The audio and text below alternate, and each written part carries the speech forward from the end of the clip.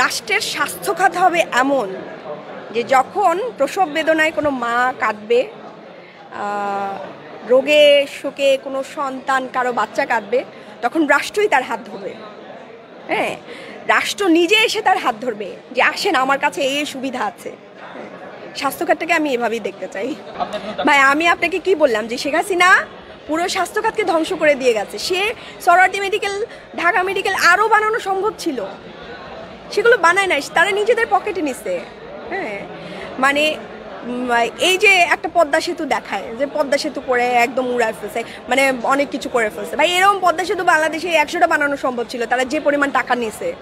তো তারাই তো জিনিসটাকে মানে টাকা পয়সা লুট করে সব ধ্বংস করে দিয়ে গেছে। এখন আমাদের যে এইটুকুর মধ্যে যতটুকু সম্ভব এইটা নিয়ে শুরু করতে হবে, যাত্রাটা শুরু করতে হবে। আপনি যদি আল্লাহ না করুক আমরা যেটা স্বপ্ন দেখি, আপনি যদি আগামীতে পার্লামেন্টে যান, আপনি কোন শব্দটা আগে নেবেন স্বাস্থ্যগতের বিষয়ে, অনৈতিকের বিষয়ে?